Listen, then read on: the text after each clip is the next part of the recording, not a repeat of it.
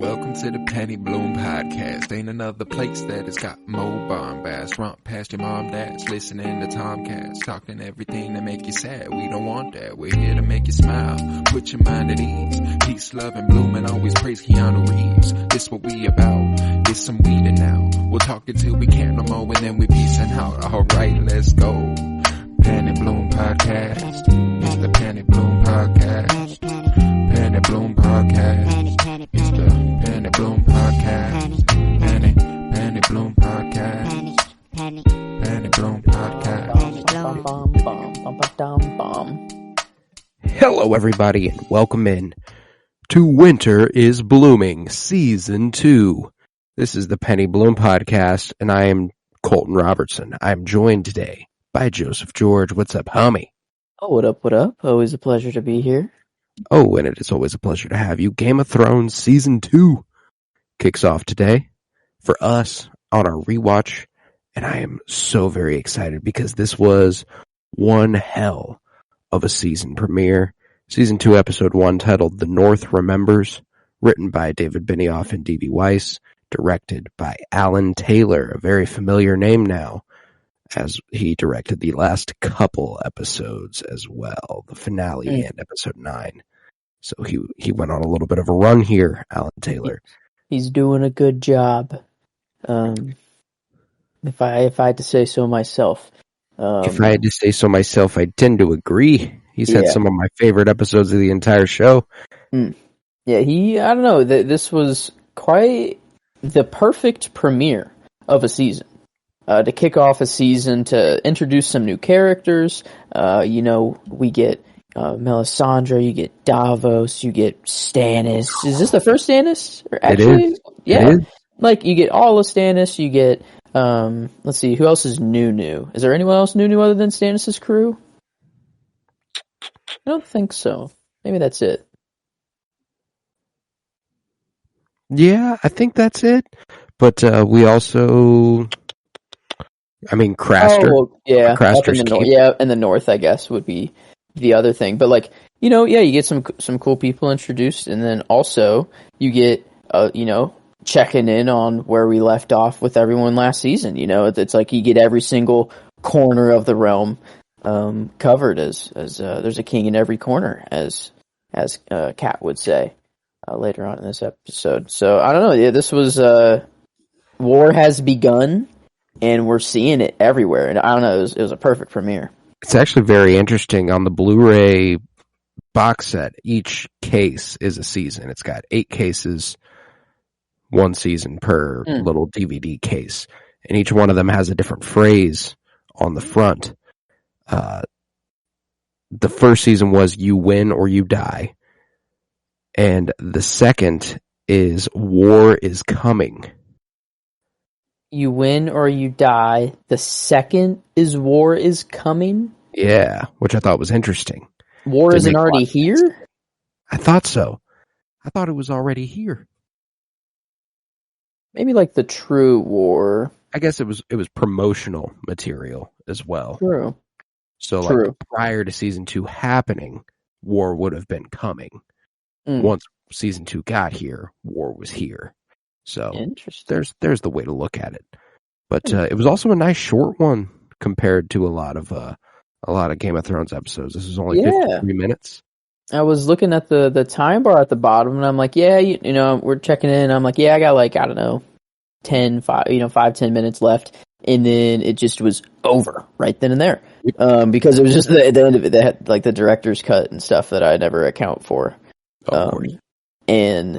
And yeah, it was like a lot quicker, but it got a lot in there, surprisingly. So yeah, not complaining, for the quickness.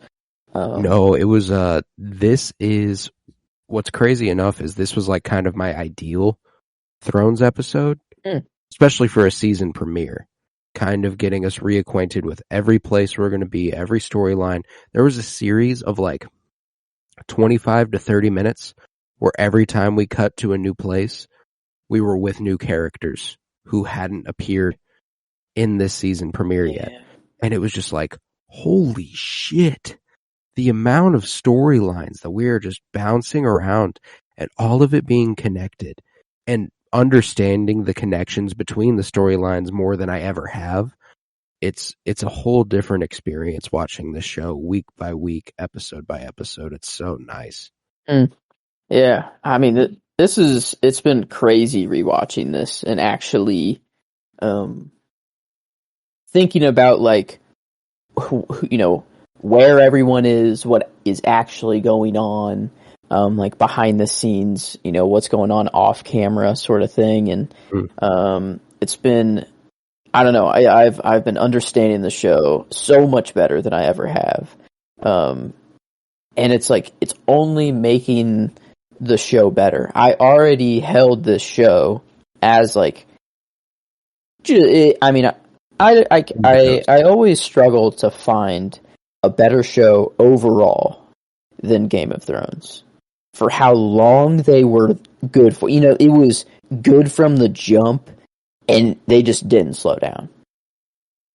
And I don't know of another show that was that good for that long. And just kind of kept elevating, too. Yeah. Like, it just kept getting better and better and better. I think I'm comfortable saying it's the best show of all time. Even at with, least to me. Even with Shaky Landing in the Eyes of Many, I think it's the best show of all time. That's the only bad thing you can say about the show. Like, the only bad, I guess a little misogynistic in the beginning, a little in poor taste in some things. I guess that was like 2011 though, which is crazy. That's way earlier than I thought. The only other show I could consider going, like, yeah, that's probably the only one I'd hear out is The Sopranos, which was 1999 to 2007. Okay, yeah, that is fair. I like that. Different shows, like good. It can't. I don't know.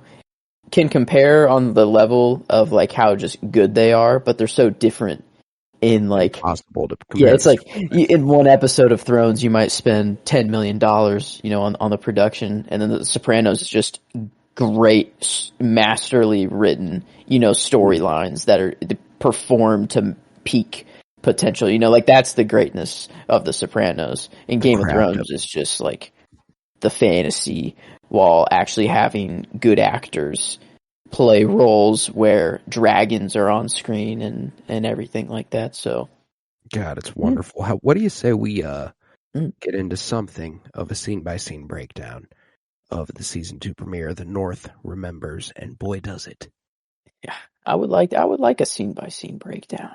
Where are we starting in this episode? We are starting at that sicko's home up in Craster's Keep. When you and Tavares were going on about Walder Frey a couple weeks ago and about that giant room full of people and how he, every person in that room was his kid, and you were talking about how they're not just his daughters, they're his wives. Mm-hmm. I could have swore it was just this guy. I did not know Frey was about it like that. I don't know. Are we right in thinking that? I didn't know. I'm not going to lie to you. I didn't chime in because both of you were very insistent and you seemed very confident. Because, I mean, every single person that spoke called him father. Every single one. But that doesn't mean he fucked every single person in there.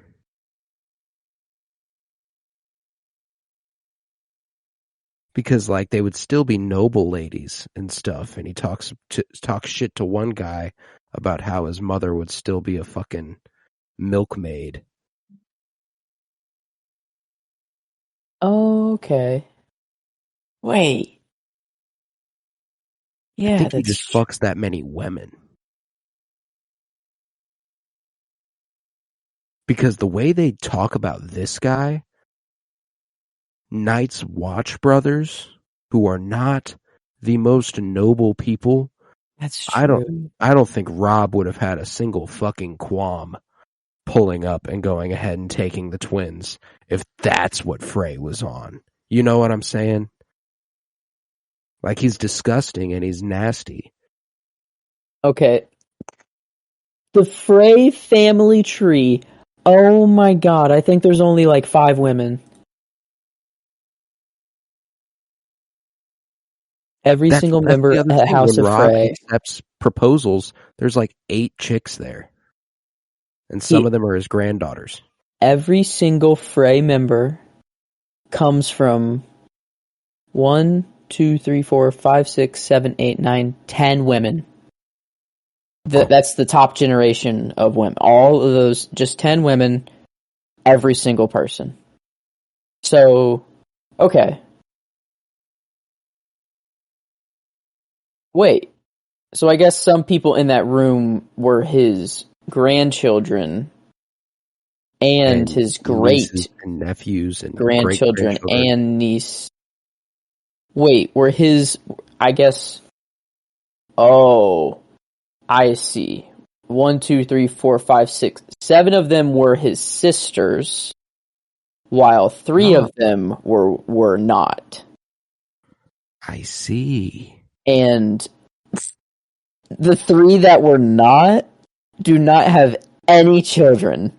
The 3 women that he was married to do not have any children. All of the children come from his sisters. So he was hooking up with his sisters? Only his sisters. And you're positive they were his sisters? If this family tree is to be believed, because I mean, oh, yeah. Or is that not sister? What is this? Bastard Walder... Those are his kids. Wait a minute.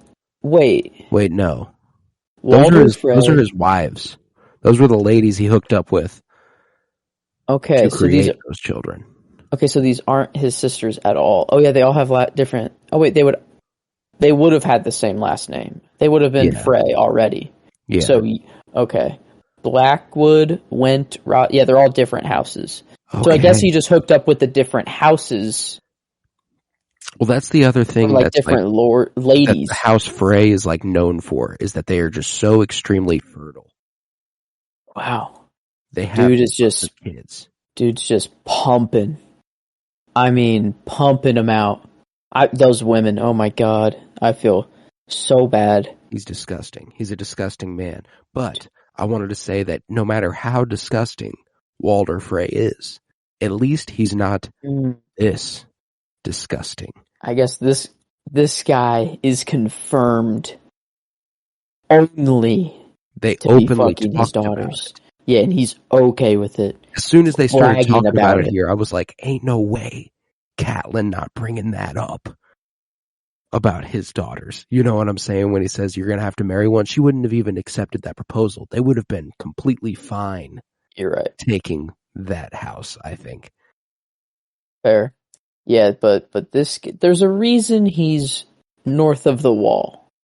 That man is fucking crazy. Yeah. So, he can only do this in the land where there is no laws. Like, this is where this man has to be. And that's why he says, my roots are deep. You know, he's like, I'm not going anywhere because he can't go anywhere. Yeah, that dude sucks. Dude, and like the amount of foreshadowing when they first show up is fucking amazing. You know, they all pull up to Craster's Keep, having passed several abandoned wildling villages, and John, Gren, Dolores, Ed, and Samwell are all very, very disgusted by Craster here, as he has many a daughter, and he doesn't like when anyone touches his daughter. Well, nobody likes when he doesn't like when you touch his wife. Yep, they are all his daughters, and they are all his wives. And Dolores Ed makes the comment, there are no wildlings anywhere for miles. He must be doing something right. Immediately after, John chimes in, what happens to his sons? And people are like, they look at John like, what do you mean, dude? They looked at him kind of like, well, what do you mean? And it's kind of like, so, well, he marries his daughters. 50% of the time, this dude's popping out a boy. Yeah. So, they looked at John like he was crazy saying that. You know, I don't know, for a little bit. And then they were kind of like, oh yeah, wait a minute. Oh, but I don't care. And then they just I think they continued just on. looked at him because they're all fucking idiots. I guess John is very brought up in a castle. Him and Sam are the only Winterfell. ones who are smart. Yeah, that's true. Gren and Dolores Ed are like, what the fuck are you talking about, man? Yeah, he just marries his daughters and fucks them and just keeps marrying his daughters. Duh. Like, what are you talking about, Hold the sons? fucking phone. Is this the first time we meet Dolores Ed? Yeah. Yes, it is. Sam is wait, is that Sam's future? No, that's Gilly. Gilly. I'm talking about Wait, the who's homie. this? The homie with Gren, John, and Sam who explains who Craster is. He's in the show for the rest of the fucking time. Wait, and is like one of John's best friends. I think I just kind of took for granted that he wasn't around. I think he kind of filled in the spot that Pip usually is in. It's Edison Tullett, Dolores Ed. Edison Tullett. Let's see if I just need the face. Oh, as soon as you see him. Edison Tullett, is that his real name? No, that's his character name, but he also goes by Dolores Ed. He's played by Ben Crompton. Ben Crompton. Yeah, Ben Crompton, Game of Thrones. Shoot. Oh. Wait. This is his first appearance? Yeah. Homie wasn't in season 1. Why did they just kind of slide him in? He just really slid in. I love it. Wow. It was so natural. He just felt right at home. He did. Okay. Wow. Yeah. One of the things I loved about these scenes up in the north is that Kit Harington has absolutely come into his own as Jon Snow. There was a gravity to his performance that he just didn't have in season 1. I don't know if he just got better at acting, but like very quickly, I felt much more like gravitated and magnetized by Kit Harington's performance. Yeah, he is Jon Snow. Jon Snow now. Like, yeah, I don't know. He's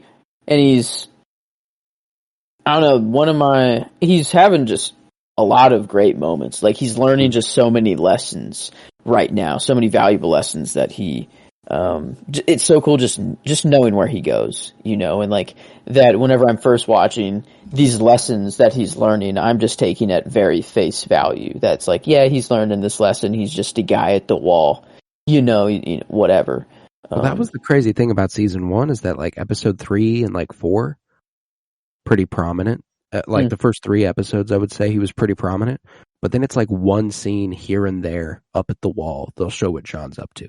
And that was kind of it every time they went back up there. So it was, it's just crazy to see the arc that character ends up going on. But Craster tells Jeor Mormont that he has not seen the missing Benjen Stark. And he's like, and I'm glad I haven't either. Doesn't exactly respect me. The fact that this dude's so fucking high and mighty and is potentially the biggest creep we ever meet is just the weirdest dichotomy a character has going on. And I know that he has resources they need. So he's taking full advantage of that. But man, is he taking advantage of them too? He's so greedy. That's a cool axe. What is it? And then like, Lord Command, like, he's like, all right, just give it here. He knows. He literally knows that he's like, all right, he wants it. Like, I don't know. It's just, he's asking for the little axe. He's asking for what else? I swear he just kept asking wine over and over. You bring any more of that wine? Just like 4 times in a row. Like, this dude is just annoying and just more everything wrong. That's the best word for this guy, I think. He is just wrong. Fucking lame-o. Yeah, he reports that a bunch of wildlings are assembling under the king beyond the wall, Mance Rayder, who was once a crow and is now the king beyond the wall. And he's like, Jeor Mormont being like, oh, what's he the king of? A fucking frozen lake?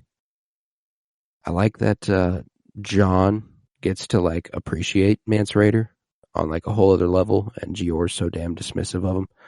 That's what's cool about just like the way Gior handles Craster and responds to a guy like Mance Rayder, it's clear that he's a good leader, but he's not a great leader. He's not like the perfect leader for them.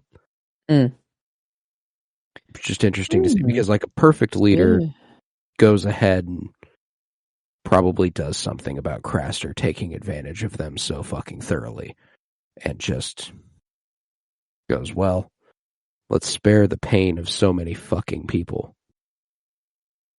Do they know? Because like, isn't he gives his sons up to the Walkers? Like, Gior does know that. I forgot about that. So like, Lord Commander Mormont does know that. Which he is knows why. that, and does Mance Rayder know that? I'm not sure. Does Mance Rayder know about Castor at all?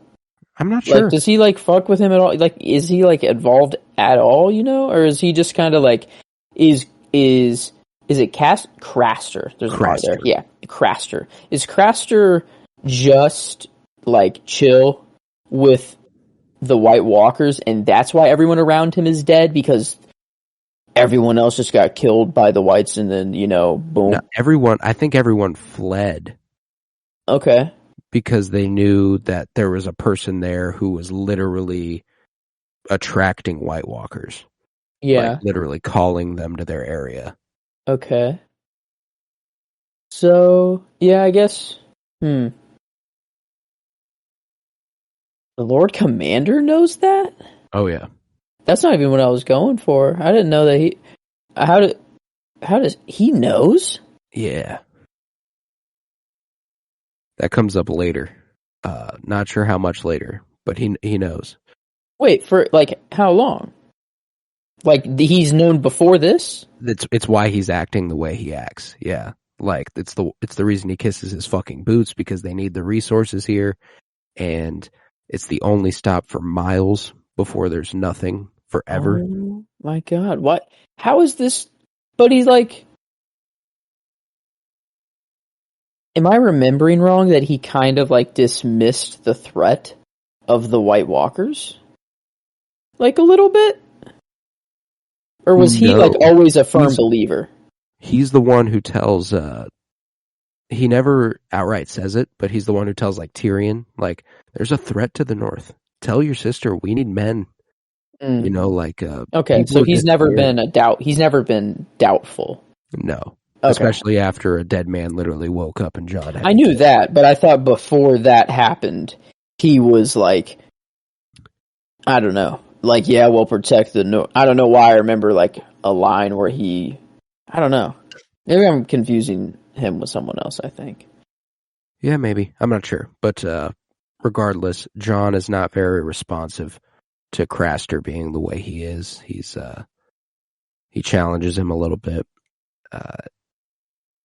This dude is just so fucking demanding and demeaning when he is talking to Mormont. So Jon's just like, I don't know how you're fucking dealing with this. He argues with him. He pokes fun at him. And Craster's like, yo, if this motherfucker even looks at my daughters, I'ma gouge his eyes out. You're prettier than half my daughters. Well, half your daughters are born of half your daughters. Ooh, yeah. Probably more than half of his daughters are born from his daughters. Probably. All of his daughters are. Wait, Yeah. did he start with his? Who did he start with? Yeah, he couldn't have started with a daughter. I have a feeling that that's impossible. That's impossible to start with a daughter. But I guess maybe it was just one and done. Get a daughter, and what a terrible. I don't even want to look up the Craster family tree, but I'll do it on my other monitor so you don't have to see. But Craster refers to them as Southerners, and Jon argues him here again as well. We're not Southerners. He's like, you're from below the wall. That makes you a Southerner. And Gior reprimands Jon. He's like, yeah, he may be nasty, but the Night's Watch needs him. His information and shelter have helped them many times before, and Mormont asks Jon if someday he wants to lead. And he tells him first he needs to learn to follow. And that was a kick-ass line. That was kick-ass scene. Was the line that I put initially for, like, that was the line I put right away. It was kind of, I guess, middle of the episode-ish that we're here up in the north. I don't know. I think I'll wait on the other one until we get there, just to see. But this one was really strong. And I think Jon is beginning to appreciate him being the steward of the Lord Commander now. Like, he saw it as an embarrassment, like, I can't believe I'm not going north of the wall. I can't believe I'm not going to be a what are they called? Ranger. Yeah, Ranger. But now that he is north of the wall, going to find Benjen, for that, that it's part of, their mission. It's like, he's like, okay, now we're getting moving. I get behind you. He's the Lord Commander's right-hand man, and he knows it. He takes advantage of, his position. He talks back to Craster, like nobody else talks back to Craster. And there's a part of that that's like, Jon's too honorable. He was raised by Ned Stark. He can't stand to watch this happen. But, like, there's also the part where, like, he knows he's in a position where he can do that and not get absolutely reamed out or even killed, he takes advantage of his position. I really love it, and Kit Harington's just already come into his own as Jon Snow so fully, and he even grows even more in the role. So, very, very strong scenes up there, up north, but that concludes the storyline at Craster's Keep. Okay. With that, we will move on to King's Landing, where King Joffrey is holding his name day celebration. And he watches as the Hound throws a dude off a balcony, absolutely face plants, gets his remains dragged off the concrete, blood smearing the pavement. Everywhere. Joffrey, excited, so much blood. So excited to see it. Well struck. What do you think, Sansa? Well struck, Your Grace. That's what I said. She's like, yeah, it is.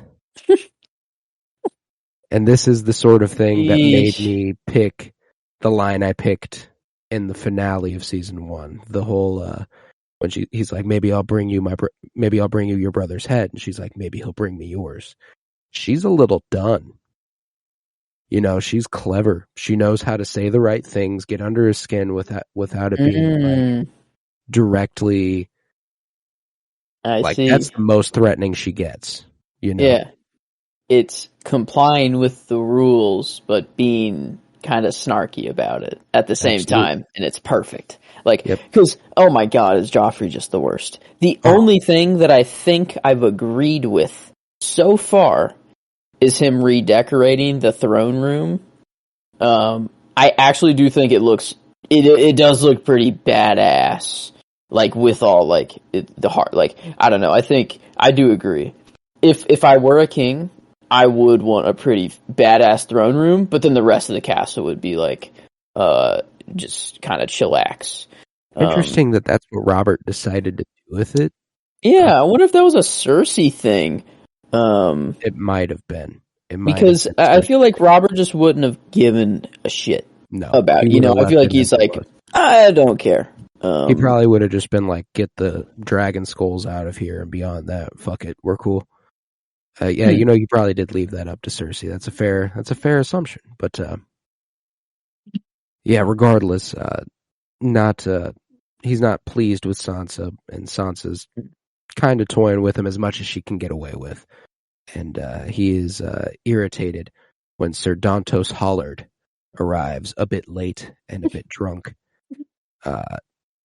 And he offers him, he's like, you drunk, man? He's like, I've had 2 cups of wine. He's like, 2 cups. Have a third. Have a fourth. You know what? Meryn Trant. Again, sick fuck. Smacked Sansa across the face a couple times. I remember we talked about that, and you You still don't remember what makes him one of the sickest fucks in the show, and I will continue to hold that back. But God, because it's just not. It's still not hitting. It's still satisfying. just not hitting. We'll get there, but it'll be a while. But we'll get there. But how did they take this? Joffrey did not say to kill the man. Joffrey did not. He was just make sure he drinks his fill. And they were like, "Cool, we're gonna waterboard him." I was like, "What the fuck?" Like, it's like Joffrey took them aside one day and said, "Take everything I say in the most fucked up way possible." He just said, "Do whatever you want to that person. If I say any line that's like, all right, a little snarky at the guy, you could just do whatever you want with that person. I don't care." Like, yeah, it has to be. Okay.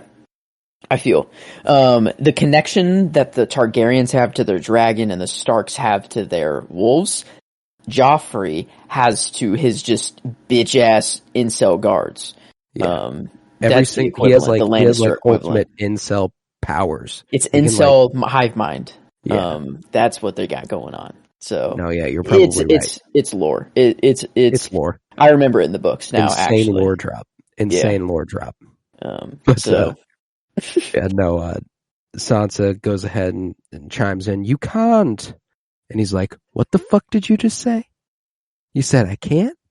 Sansa's like, "It's bad luck to kill a guy on your name day."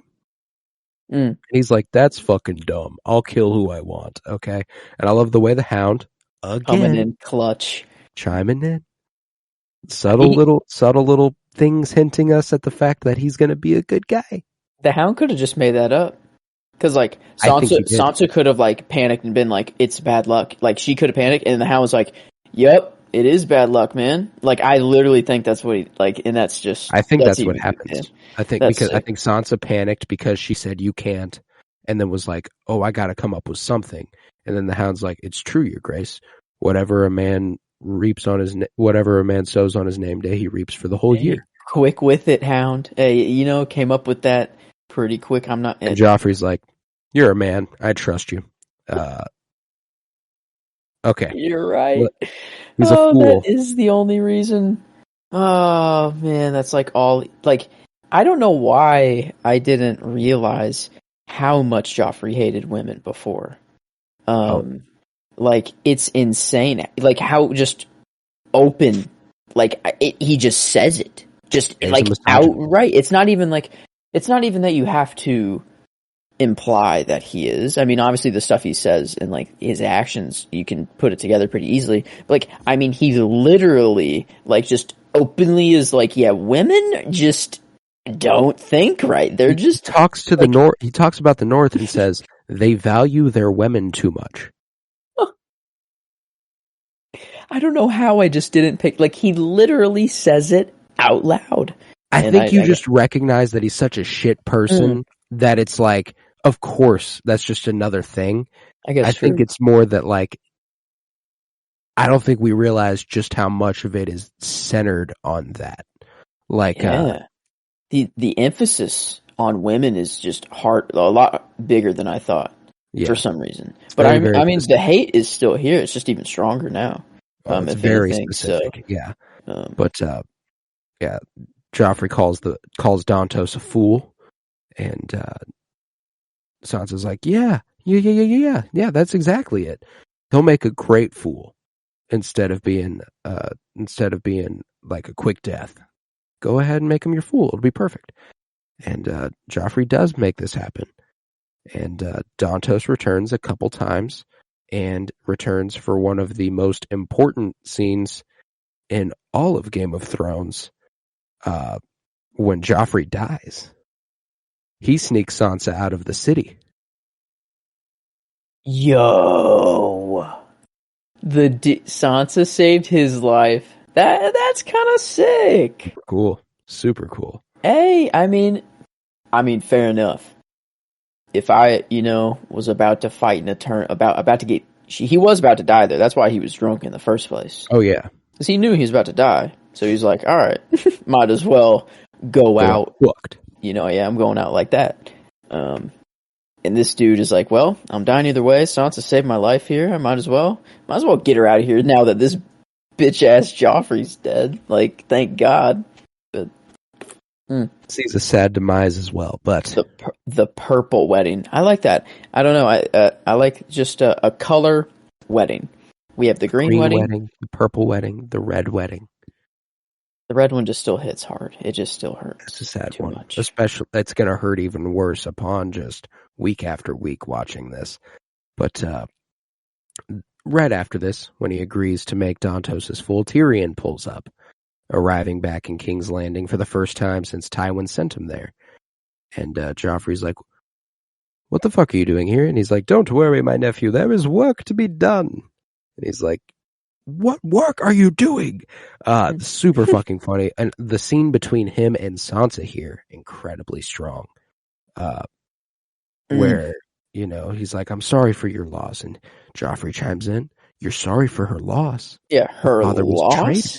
Yeah, he's so blind. You know, he's just like, her loss. What are you talking about? That's a traitor, idiot. So she's happy that he's dead. Yeah, and Tyrion's like, yeah, and you know, your dad just died. Think you'd have a little bit of empathy about this sort of thing. And he looks at Sansa like, I don't know, babe.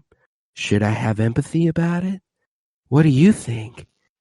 Yeah, I love just Tyrion rolling up too. He's like, missed you on the battlefield. Where were you at, little, you know? Like, bitch. God, Tyrion he's just so good.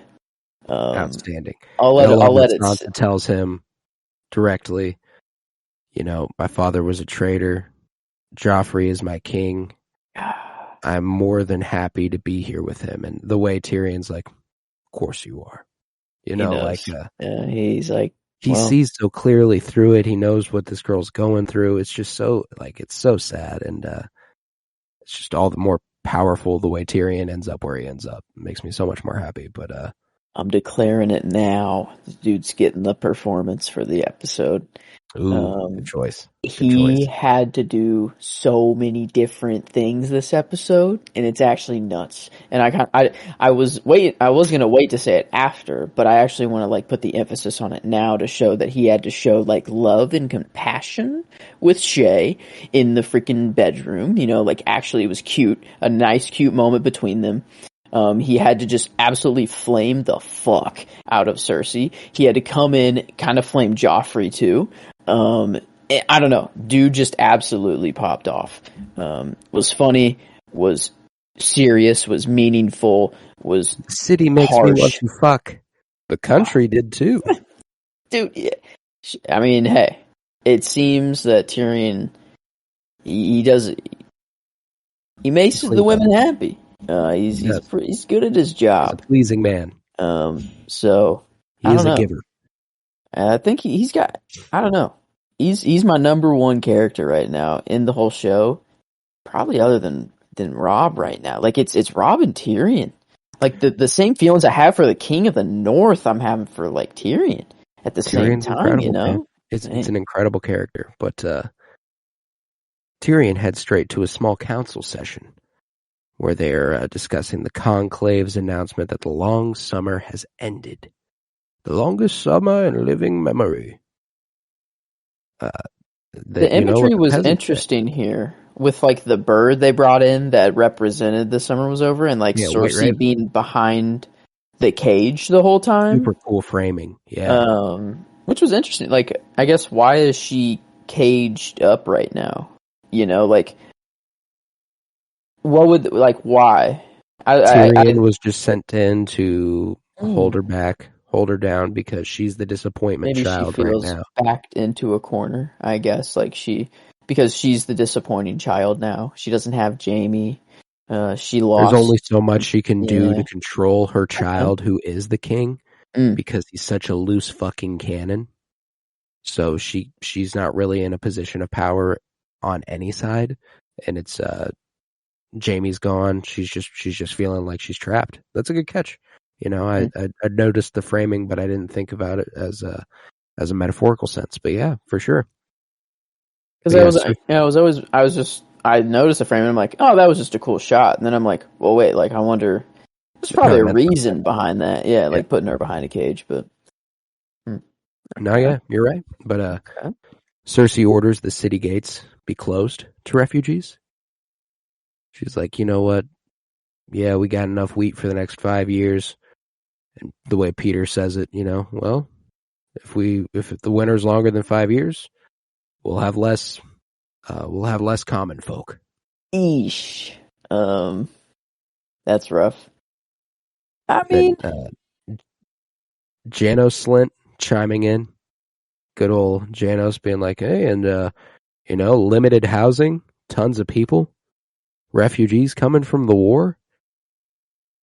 What are we going to do about that? Cersei's like, shut the gates. They don't belong here. We won't accept them at all. Oh. How about that? Okay. Wow. All right. It's interesting to see where we're going with this. But Cersei doesn't care. No, not one bit. Man. Tyrion pulls up, gives her a kiss on the cheek. Hello, sister. It is good to see you. He goes ahead and takes a seat like he belongs there. They're like, what the fuck are you doing here? And he's like, the hand of the king should attend these meetings, shouldn't he? And everyone like looks at each other like, this man's gotta be fucking with us, right? Like the way Varys like accepts the letter from him and like looks at everybody like, okay, all right. And then he reads it and he's like, well, Tyrion is going to be hand of the king while Tywin's away fighting. He knew Cersei was about to blow up. Like, he knew it was coming, because right when she says, out, all of you, he literally is like, yeah, okay. He's like, yep, okay, yep, knew that was good. Everyone stands up, bows, walks on out. Fucking fantastic. And she's like, what? How did you trick our father into this? And if I could trick our father, I would be the emperor. Yeah, I'd be the emperor or whatever he says. Yeah, I'd be the emperor of the world if I was able to trick our father. And he convinces her that he is there to simply act as an advisor. He's not there to rule. He will advise the king. Joffrey is the king. He even goes as far as to criticize her for failing to rein in Joffrey. She's made a lot of poor decisions, according to many, according to her father, particularly the execution of Ned Stark. They've lost. They had 3 pieces to trade. 1 is dead. 1 they cannot find. So now they have Arya Stark in exchange for Jaime Lannister. Or Sansa Stark in exchange for Jaime Lannister. But yeah, that's I don't know. It like whenever he was saying, like, you let him kill Ned. Like, what the fuck? And Cersei was just like, well, I tried to stop it, and then he was just like, exactly. Well, tried. Yeah, he's dead. Yeah, like, I don't know. It's just interesting him coming in and being like, yeah, we're losing the war. And Cersei being like, what the fuck do you know about war? Him just, nothing. He's like, I know nothing about war. I know people. And it's, I don't know. And like, she begins to, Tyrion has shocked every single one of his family members so far. He shocked Tywin enough to make him hand of the king. Because I feel like he actually makes Cersei hand of the king. If Tyrion's still on his shit list. I think Tyrion gets off of Tywin's shit list because of what he says in the tent with everyone else, and after surviving the battle, whatever, however you want to say that, what he did. He didn't contribute a whole lot. He gave a speech. He rallied up the troops to let him win. So hey, those hill tribesmen, man, they stuck with him too. They followed him down to King's Landing. I don't know if you saw that they were part of his entourage. Wait, really? Yeah, a couple of hill tribesmen were still with him with Bronn. I think I have. Is that one of my lines? I feel, or no, maybe Shaga? It was almost one of my lines. Where Shaga, son of Dolph. Yeah, Shaga, son of Dolph, and Shaga, son of Dolph, was pissed off that Olaf. Thankfully, he didn't cut off the dead. He didn't cut off the dead man's cock, which is fortunate. God, I love Tyrion. Like, Tyrion is just Well, and there's this little knowing thing he says to Cersei in this scene, where he goes like, "They have Jaime. I think we know how to get him back." And then he doesn't say anything about Jaime, and he goes, "You love your children." Yeah, One he of knows. the only good qualities you have. That and your cheekbones, which was fantastic. Is that it? You think that was improv? I feel like that was either like, I don't know. It felt kind of like looking at their reactions after like seeing it back. Cersei kind of takes it as kind of like a, whoa, you kind of just said, but like I don't know, like she breaks a little bit. I felt like, Yeah, I don't know. I didn't catch that. It felt It would kind of make funny, sense. but like I wonder if that's like, does Tyrion have a thing for Cersei too? Or is No. Tyrion not about that? I don't know. No. I don't know. Dude, you can That's the thing. compliment your siblings' appearance without being into them. But he's a Lannister, and every Lannister that is that age just happens, in that generation, every Lannister happens to be into it. It's just their thing. Tyrion's the exception to the rule. I'm confident Tyrion is not into Cersei. She has objectively incredible cheekbones. I think that was. I would really love to know if Peter Dinklage just off, just ripped that one off. That and your cheekbones. Yeah, it was incredible. It was an incredible delivery. Peter Dinklage really did just fuck on that. But yeah, ultimately, Tyrion kind of wins this interaction, and then he heads on up to his room in the Tower of the Hand, where he's hiding Shay, and he was forbidden by his father to bring her, and she is super excited to be in the capital because she can smell all the cum and the rum and the stuff. She loves the stink. The city makes her want to fuck. And Peter's like, Peter Dinklage, Tyrion is like, dope, we'll make that happen. I'm super tired though. Let's take a rest on this uncomfy bed. Poor Ned Stark, as though that man didn't have to suffer enough.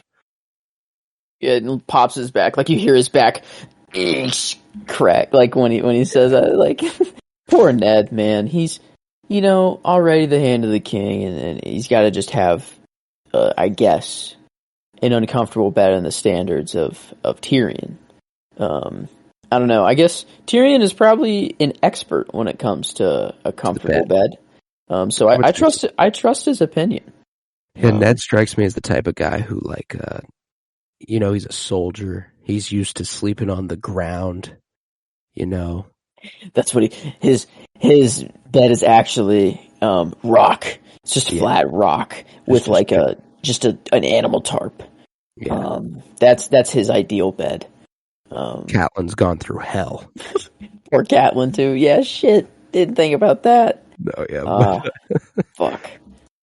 The next scene is one of my favorites in all of Game of Thrones. One that I didn't realize happened this early.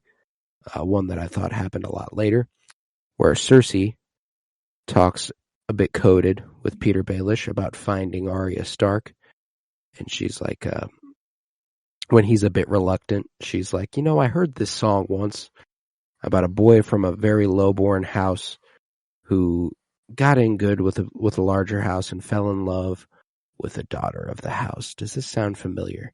And he's like, oh yes, I also heard a song about, weird things can happen when boys and girls live under the same roof. Some things have even been known to happen between brother and sister.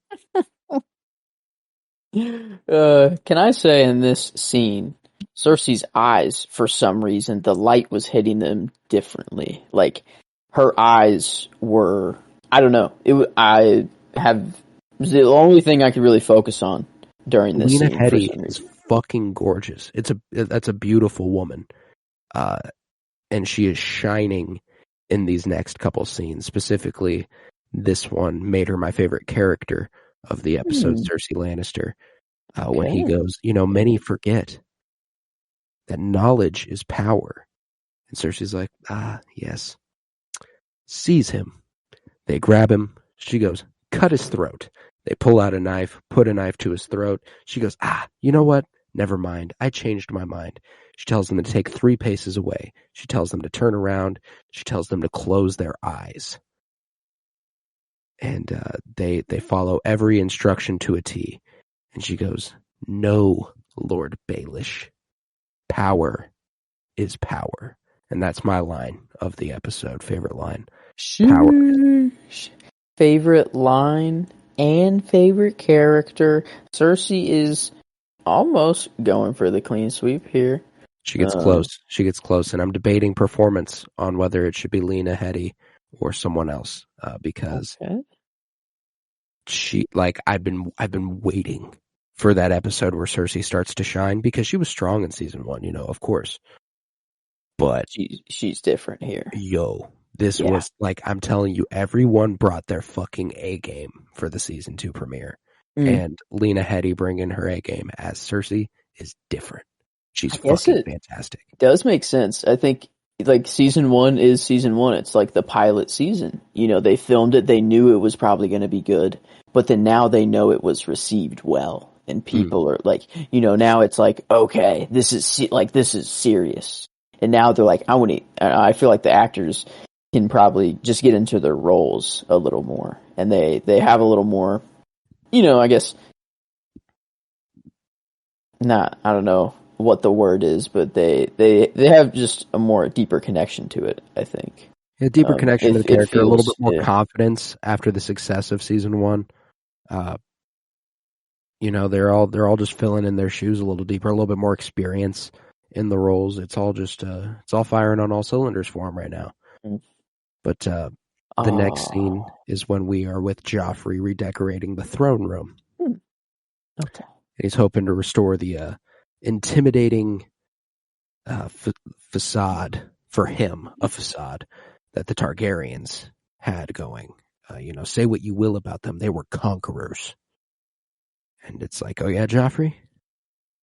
Mr. Inherited the throne? Yeah, what'd you conquer? Didn't even go into battle, bro. You're of age. You could do that. What has he done? Has he done a single thing other than kill people? Nope. He's just abusing his power. What a king. And his position. His wrongfully achieved position. His first act as king was just killing Ned Stark. Yep. Hand of the king. Warden of the North. He was like, you know what? Kill this motherfucker. Wow. And then cut the tongue out of a fool, or not a fool. A singer. Out of just a poor guy. Just a sweet little dude. and then at least Cersei shows him, Cersei does show up, and this is another scene that makes her surefire. One of my favorite characters in the episode, and my favorite character in the episode. His mother pulls up, and he refuses her suggestion that they ask Tywin for help in searching for Arya, because he does not feel it is necessary to find her. They could probably manage to trade Jaime for Sansa. The North value their women too much. And she kind of begs him, and he's like, no, it's Tywin's fault we lost in the war. It's his fault that we don't have Jaime. And he turns and asks her, I heard a terrible rumor about Uncle Jaime. Disgusting. I think he says this, which is that's interesting.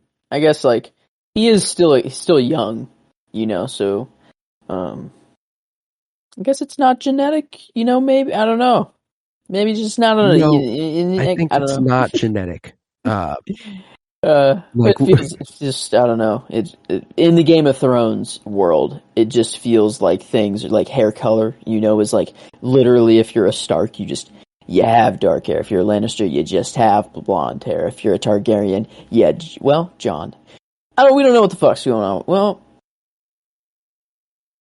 maybe the darkness of a Stark's hair just overpowers the light. Man, imagine Jon with white hair. Look kind of pimp. Whoa. That'd be basically like Witcher kind of look. Yeah. I kind of want to see that now. That's probably There's fan-made. Definitely edits out there of that Jon Snow Targaryen hair, for sure. But regardless, he confronts his mother about his parentage, and she's like, it's gossip spread by our enemies to weaken your claim to the throne. And he's like, my claim to the throne, it's just my throne.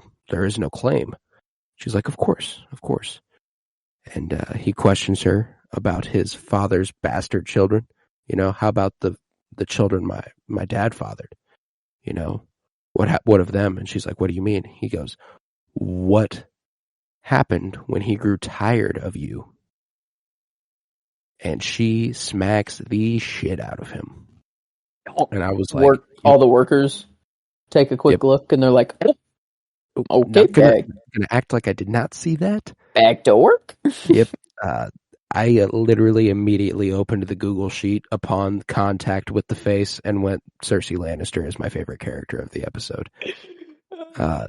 That's fair. If you slap Joffrey while he's king, that's pretty big. That is pretty big. And he threatens her with death. What you just did is punishable by death.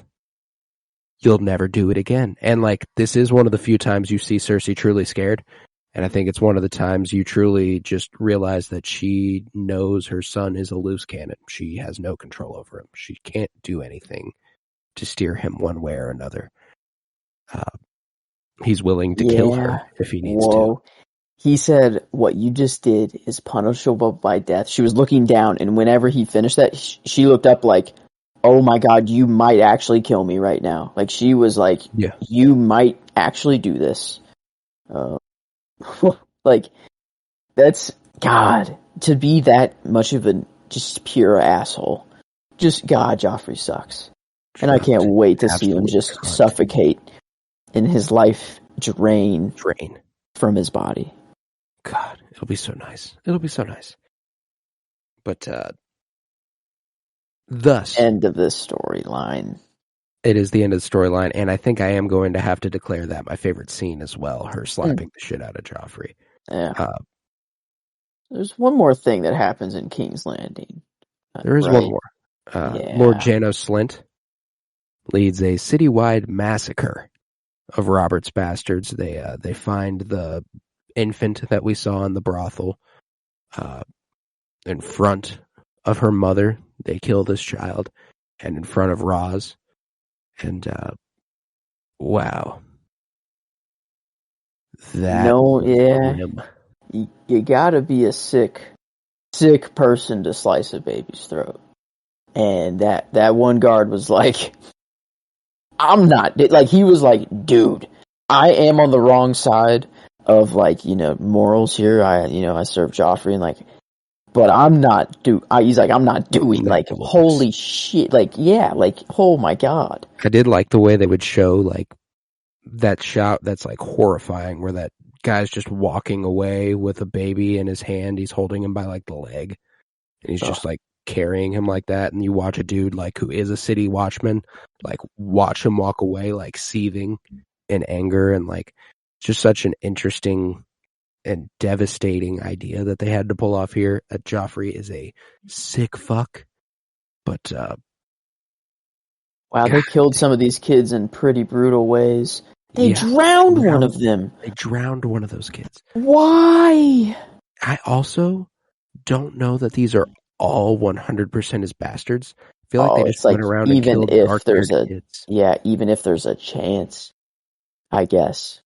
It's if there was a rumor, gotta snuff it out. I guess that's the Lannister way.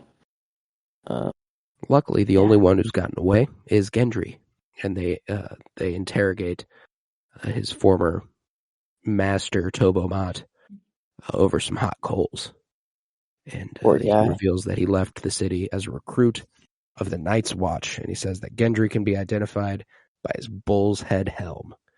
They're on the King's Road, and we cut to end the episode with Gendry and Arya traveling north on the King's Road. Of course, we see the bull's head helm.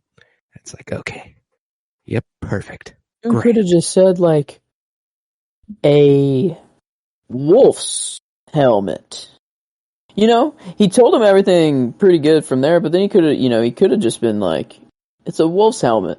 And, I don't know. He gave him exactly the information that I mean, fair enough. Dude was about to get burned.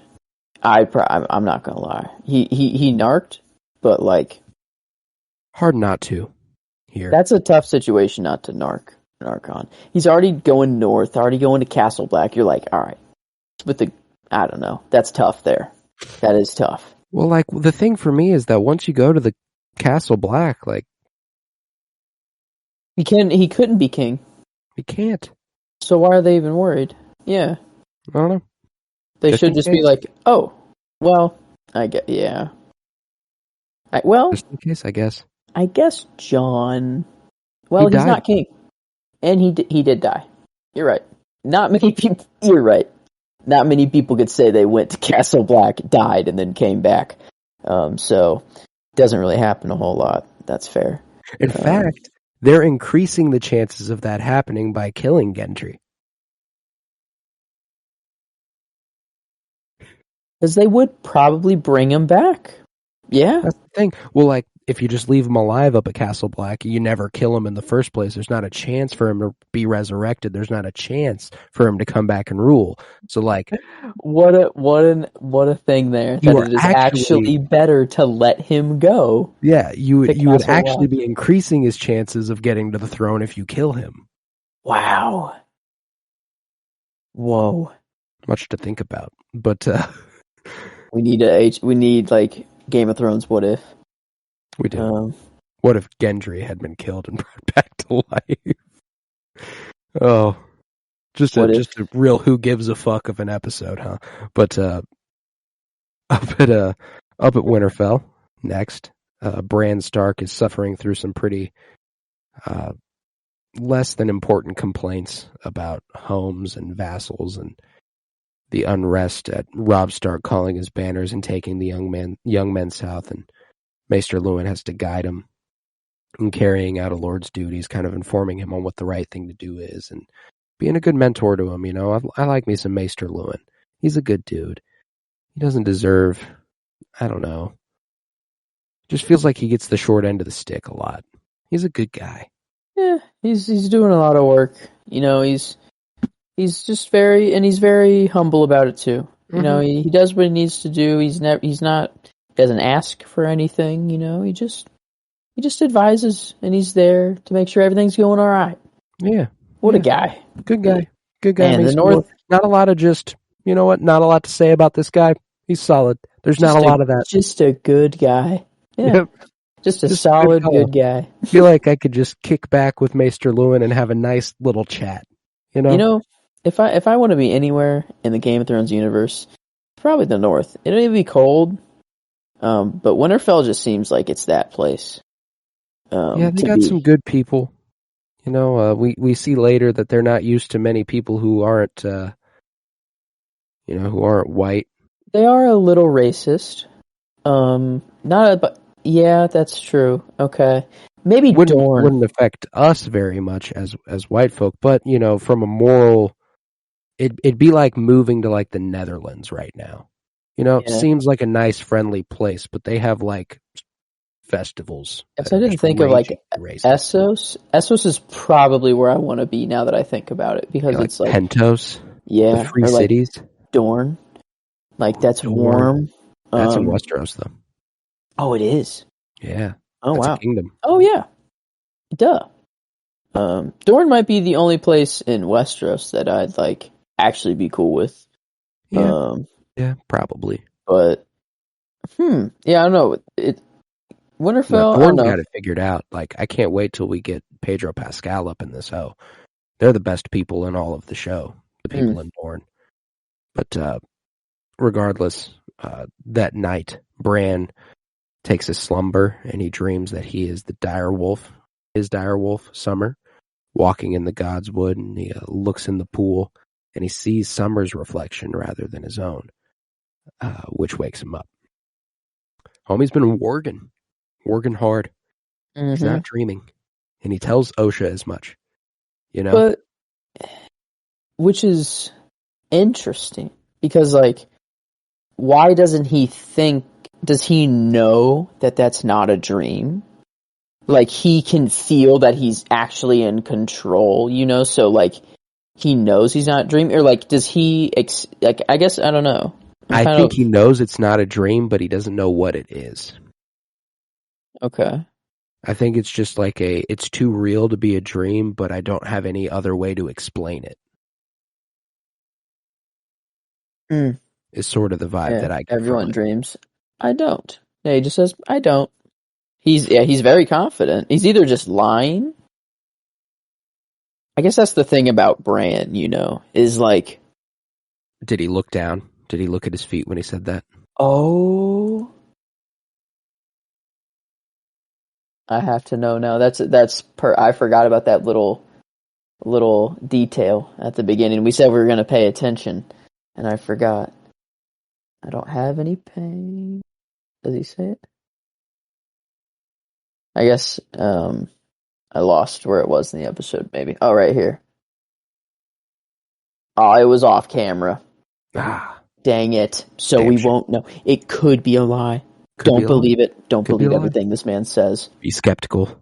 But he has Osha and Hodor take him to the pool and is reassured to find his reflection, not Summer's.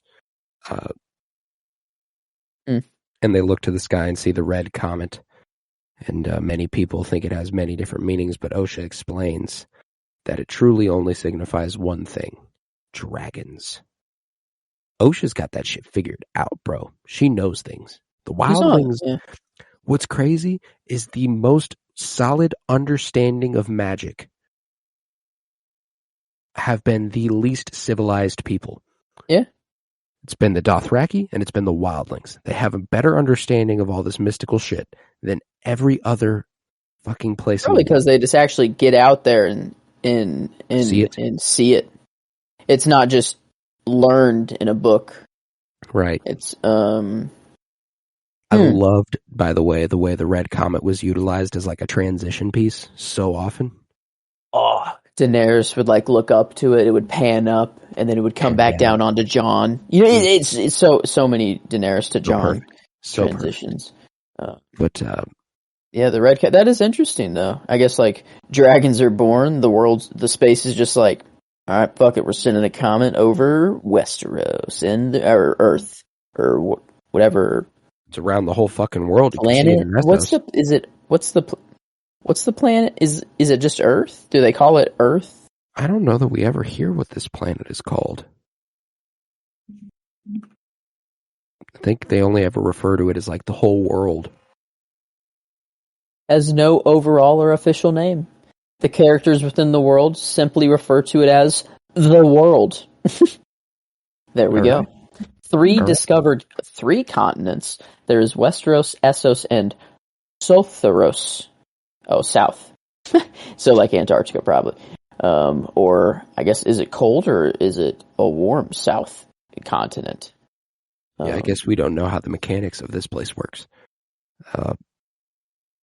But that concluded the story in Winterfell, and we'll take it to Dragonstone thereafter, where on this island, King Stannis Baratheon is allowing his advisor Melisandre to burn statues of the gods of the Seven. Hello. Enter these people that I didn't think came in until, I don't know, for some reason I felt like mid to the end of this season. I don't know why. Like, I didn't think we got in this much Stannis this quickly. Immediately. Yeah, they were going right in. Let's burn the 7 gods. Like, he's burning the 7, like, I just thought it was just some ritual before, you know, but it's like, we do not fuck with this religion anymore. We only fuck with this Lord of Light now. That's why everyone there who follows the 7 is like, yo, what the fuck? Because they are committing what would probably likely be viewed as like burning a cross. Satanic ritual, basically, is like, or not satanic, I guess, but like, I that's pretty close. I guess it is the closest thing. Yeah, it's like just something. That's what the people would see. Just something Wiccan, almost. Like it's more like a witchcraft. Like, these people, yeah, they are going against the norm. I guess you could say that's for sure.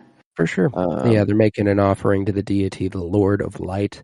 She even refers to Stannis at one point as the Lord of Light himself, which I thought was interesting. I mean, Cersei, Cersei says power is power, and I think that's why people are okay with just being like, all right, fuck the seven gods. Like, I see this woman actually do some god tier shit. So certainly why Stannis does it. He's like, she can make this happen for me. That's why his entire thing is that she can make it happen. I wonder what she did before to make people so like, damn, or is this Stannis is this the first time Stannis is bringing her out and being like, yeah, we're doing this shit? I don't think it's the first time, but I think she appeals to Stannis' ego and has convinced him that he's the prince who was promised.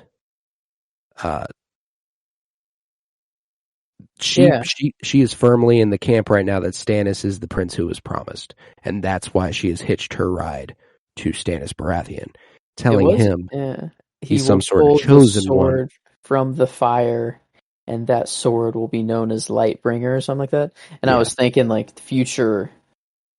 Does Jon ever pull a sword, and from fire?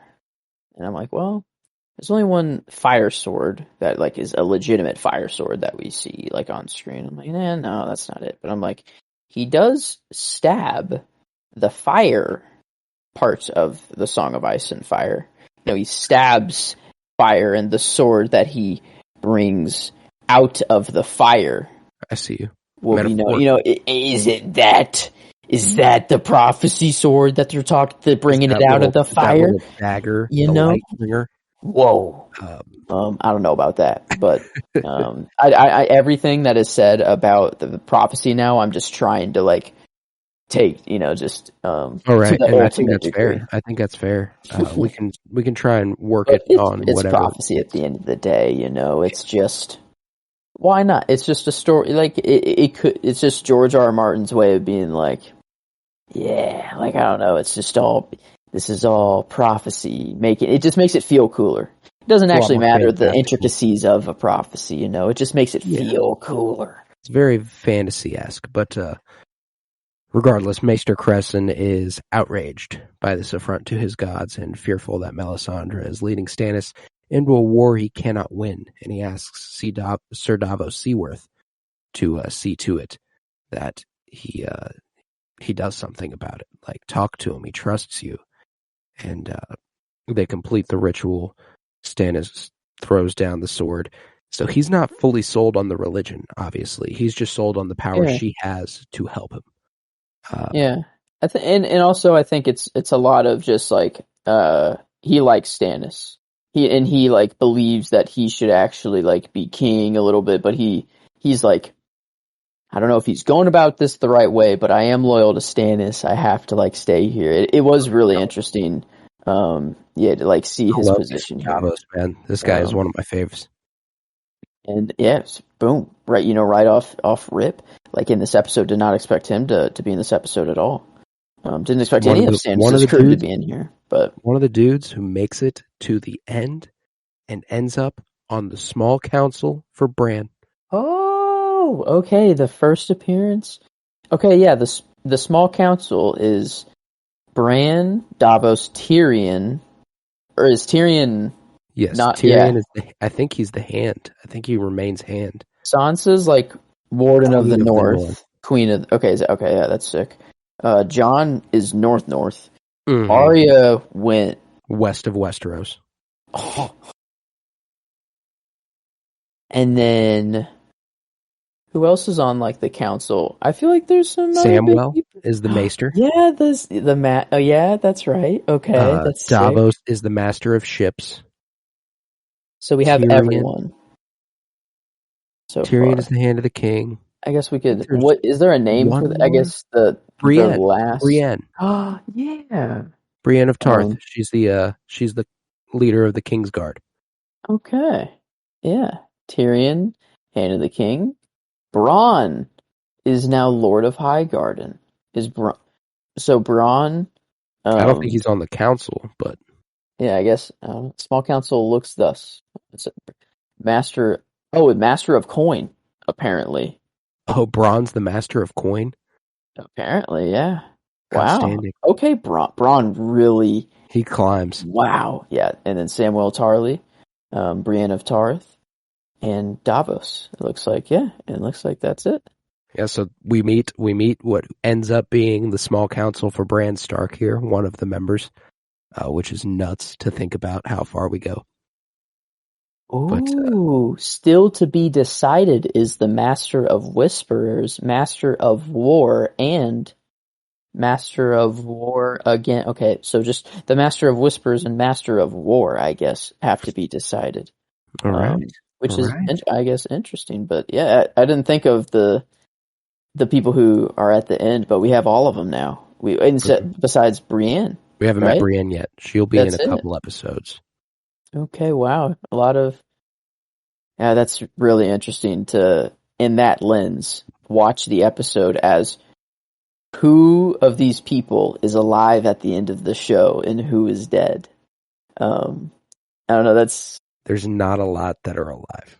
Not a lot at all. A lot of them die. Very brutally, most of them. I'm gonna start watching I don't know, that might take the fun out of it a little bit. A little bit. It's nice to forget, you know. I just like to connect it to stuff at the end, and an introduction to a character that I love like Davos. I had to bring it up that he is one of the few that makes it out, and that makes me so happy. But nevertheless, Stannis has received Ned Stark's letter, finally, informing him that he was the true heir of the king, Robert Baratheon. And he's like, perfect. I'm going to send copies of this letter everywhere. I'm going to not make the same mistake Ned did. I mean, it makes sense. It's like, okay, so I'm the king. Everyone should know this. And the way he mends the letter. Jaime Lannister, the Kingslayer, call him what he is. Sir, though, at least give him his proper title. You know, he gave him at least that respect. Yeah, but my dearly beloved brother, my brother, he didn't love me, I didn't love him. Fuck that guy. No, take that shit out of there. It's a lie. It's a lie. Don't put that in there. Okay, I mean, just died. And, you know, you're going for a claim to it's probably just, you know, better just if you didn't. Politics. I don't know. It's all about optics, you know? But, you know, Stannis is doing his thing. He's confident. He's he's got that prophecy in his head. He does indeed. But he details the incestuous relationship between Cersei and Jaime and challenges Joffrey's legitimacy, and he rejects Davos's appeal to consider an alliance with his brother, Renly Baratheon. He says, while Renly is claiming the throne for himself, Robb Stark is claiming the Northern Throne. All of them are stealers. They're thieves.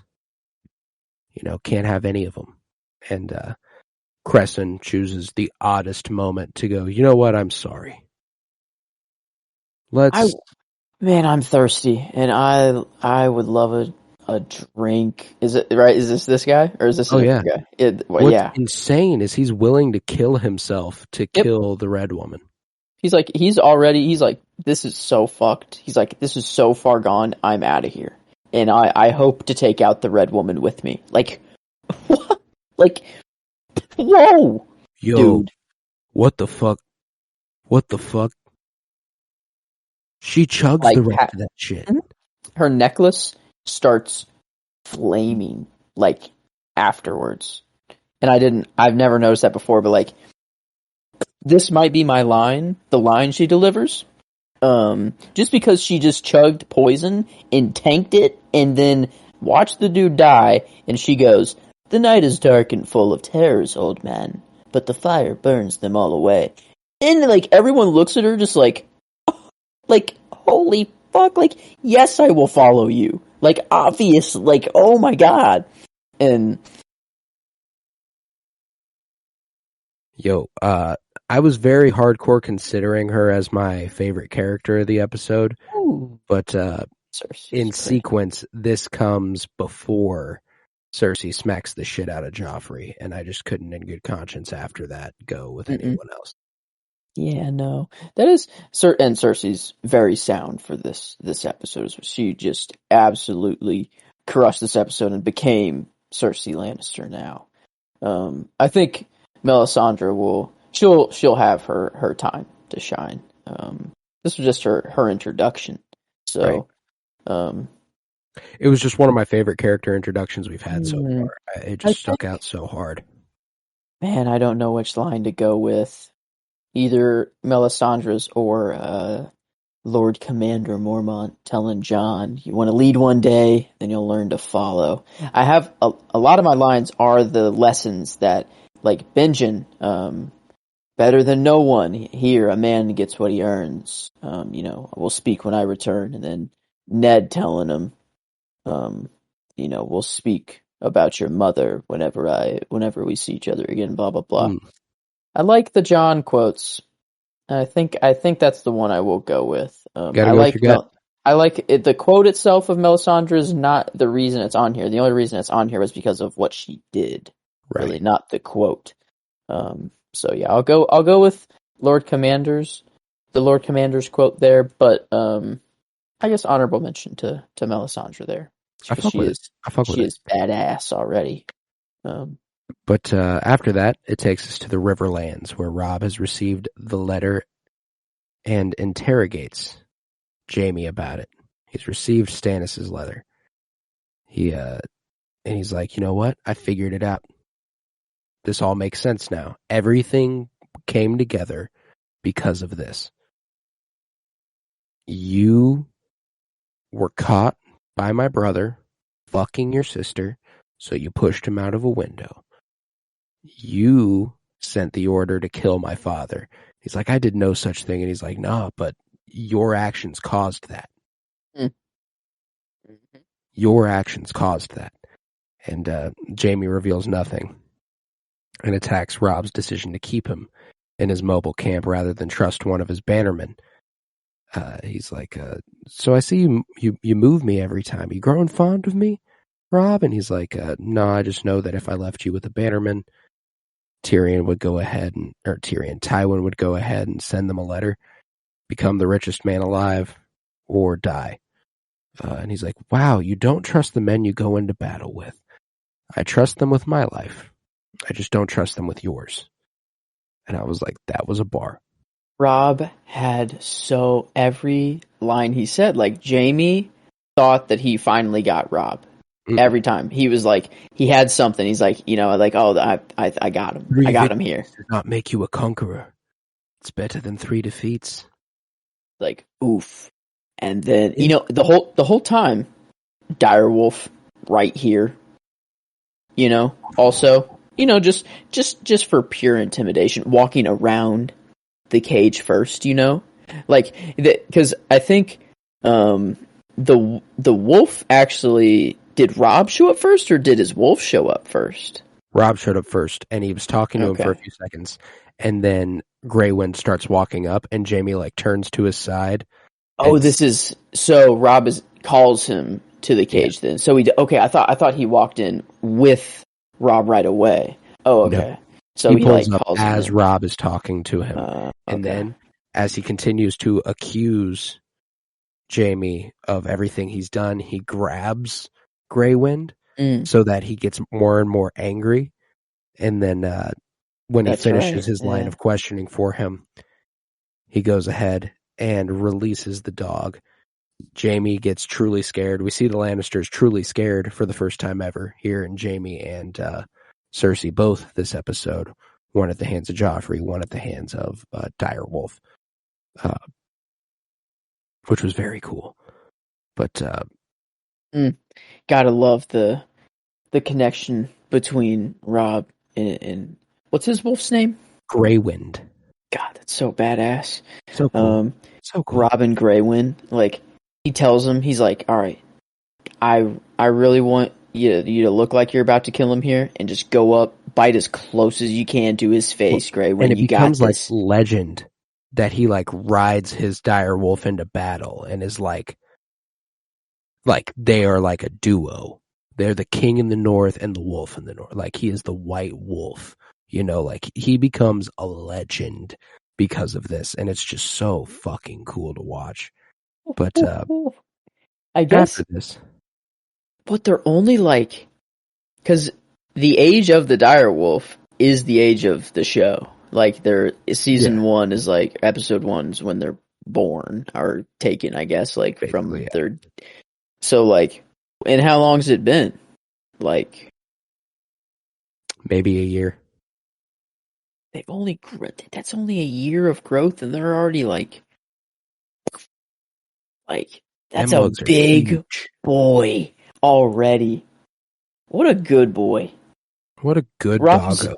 Grey Wind's got to be a good boy, That's the goodest boy. He's the second goodest boy. Ghost? Behind Ghost. Ghost is the goodest boy. Nymeria? No, Ghost. Ghost is the goodest boy. Ghost is really good. And Lady, we see a lot more of Ghost. Lady was a really good girl. Poor Lady.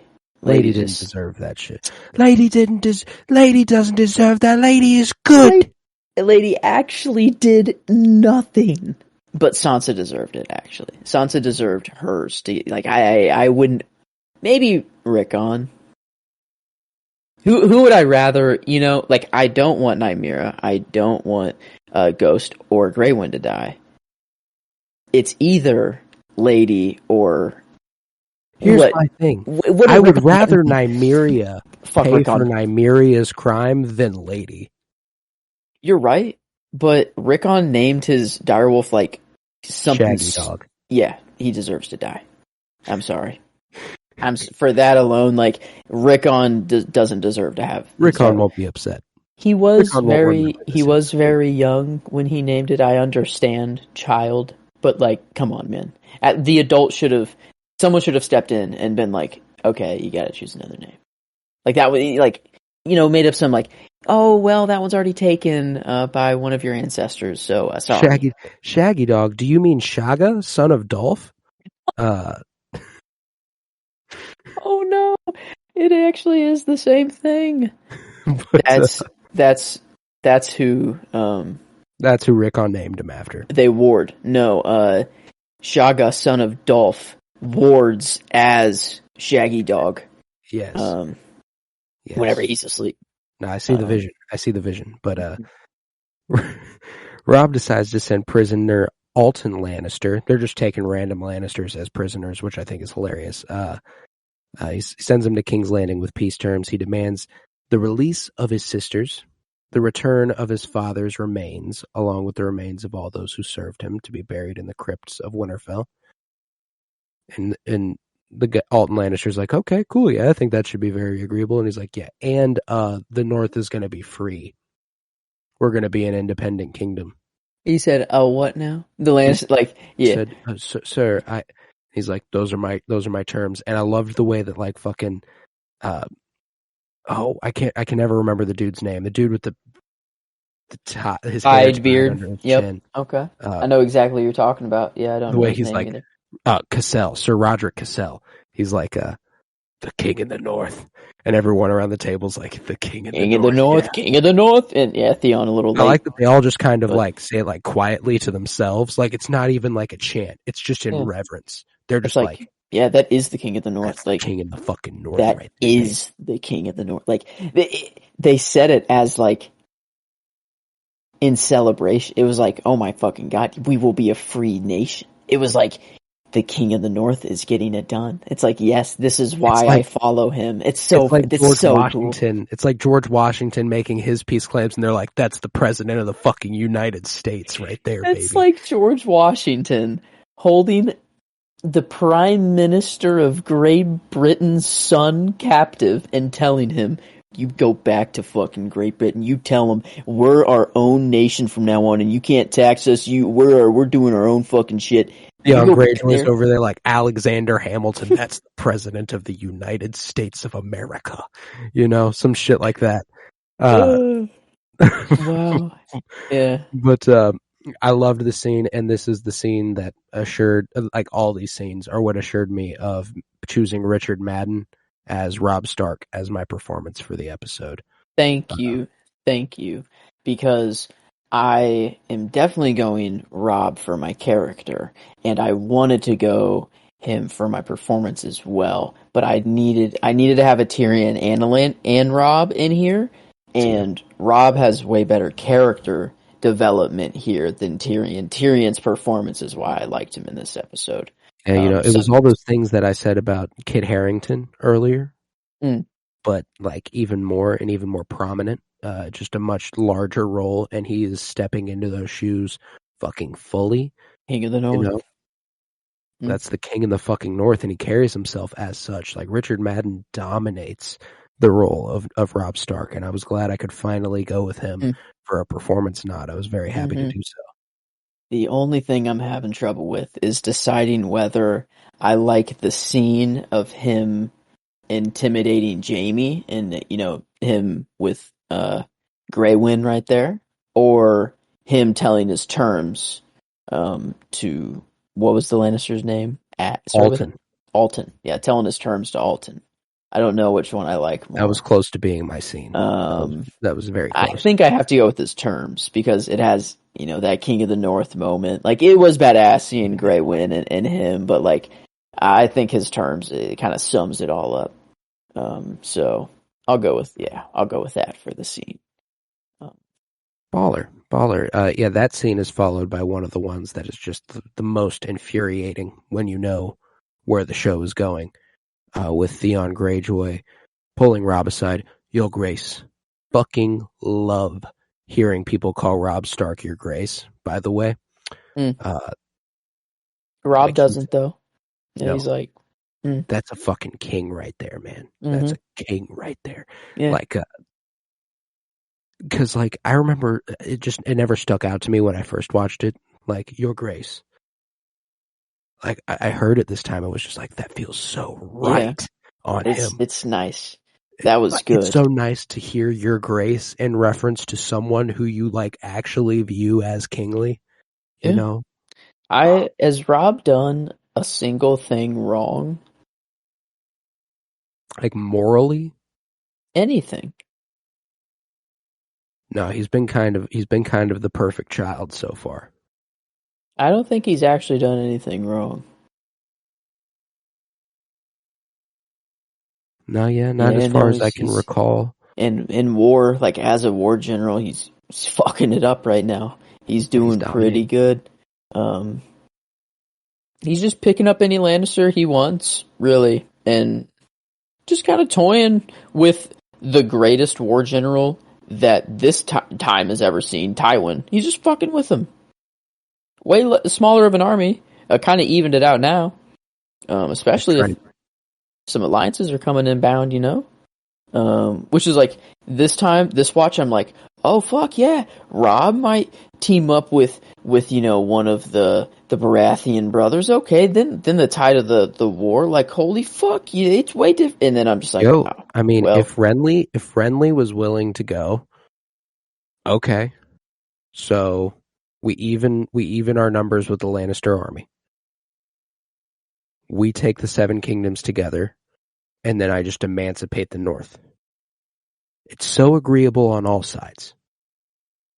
Oh my god, it's the easiest one ever. You just got to deal with Stannis and his prophecy-filled rage. That's kind of the only little thing you got to deal with. But like, if it's Robb and Renly, you got it right. Yeah, Renly. If it's them both, like Renly, what they said he has like 100,000 or something like that. No, maybe that was the North's arm. I don't know. I felt like 100,000 was dropped in this episode somewhere in someone's army. I'm not sure. No way, Renly. Yeah, Renly. Why does it feel wrong? Not sure. No way he's got 100,000. No way he just assembled larger than the Lannister 60,000. Like big. No way.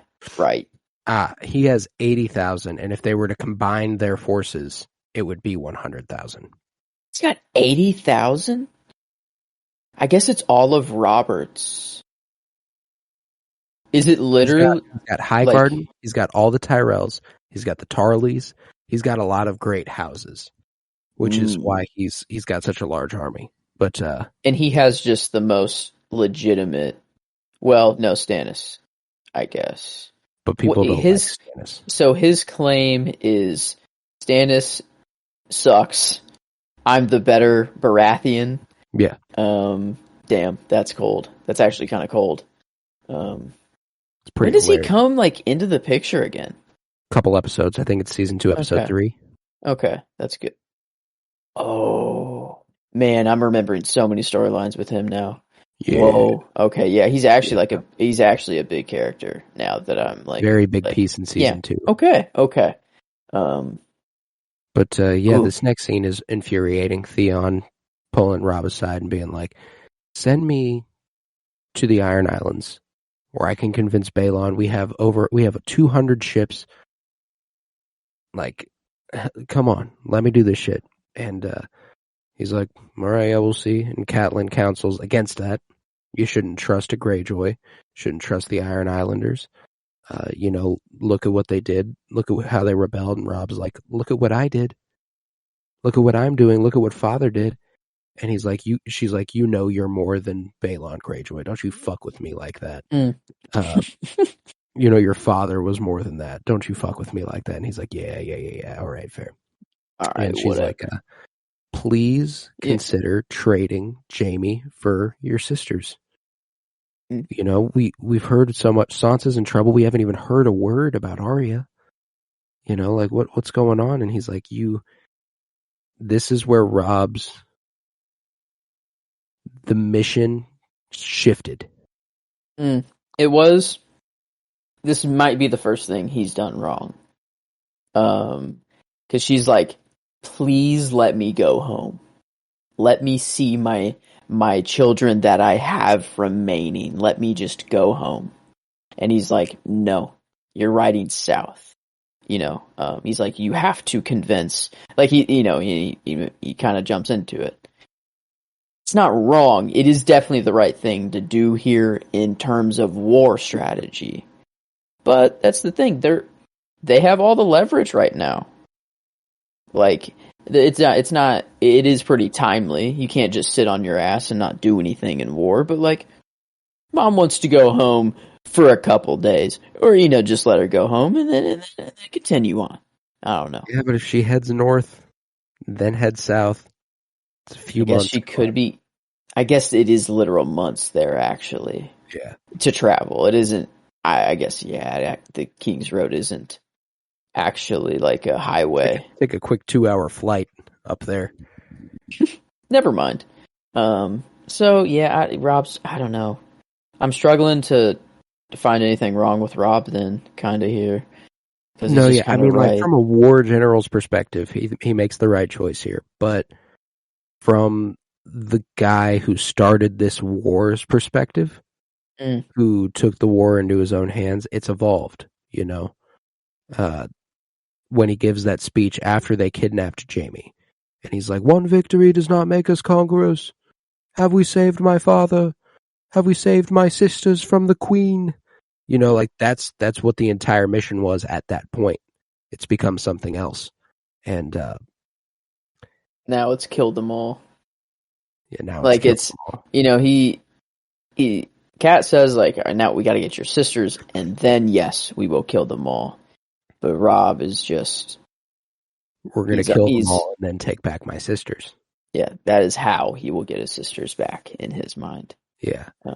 But he sends her to go make an alliance with Renly and sends Sir Roderick up to Winterfell, who, I mean, that's the good thing about him not sending her back to Winterfell, is that wait, she would have died. Actually, good call. Really good call here.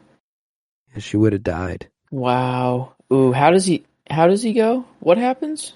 Oh. He's the one that doesn't get a clean beheading from Theon. Oh, I forgot about that, dude. So bad. So bad. Oh, why is this show just... They find a way. They find a way to just make it devastating. They always do. They always do. But that concludes the story in the Riverlands and takes us to our last location in the episode, the Red Waste, where Daenerys Targaryen is leading her diminished Khalasar east into the Red Waste. They don't know if it will ever end. You know, they're surrounded by powerful enemies on all sides, who Ser Jorah insists, if they head this direction, they will kill you and take your dragons. If you go this direction, they will kill you and take your dragons. And she goes, nobody will kill me and take my dragons. That's not happening. And she's like, all right, so I guess we just keep doing what we're doing. She struggles to make her dragons eat what little meat she has because the people are starving and there's no, like, how can she justify feeding the dragons over the people she promised would prosper? And her beloved white mare, her first gift from Khal Drogo, collapses, which is super sad. Just the last bit of Khal Drogo goes down. And she decides we're going to halt the march, and she sends 3 of her blood riders in 3 different directions to scout for sustenance and refuge. You find a place where we can stay?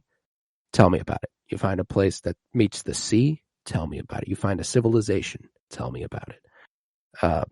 One of the 3 line before that, though, is whenever Jorah is like, you have to be their strength right now. And then she replies, as you are mine. Oh, yeah.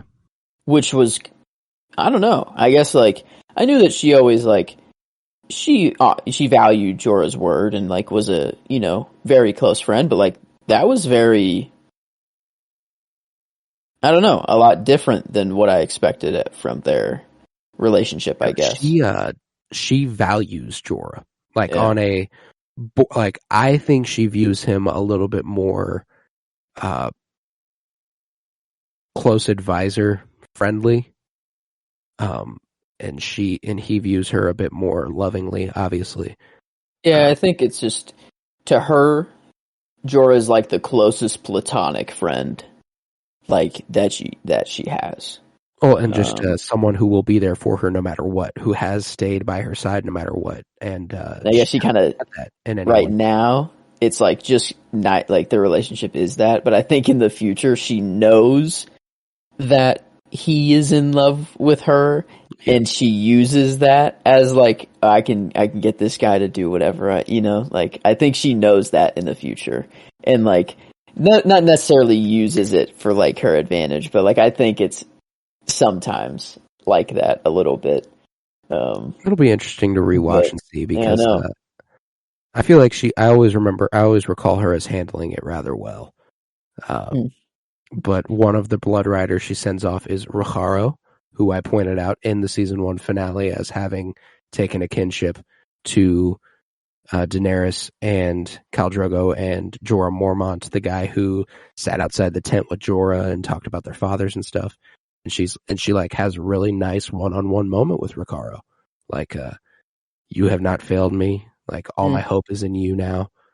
Like, come back for me. And he's like, yep, I'm gonna do that. Bet that.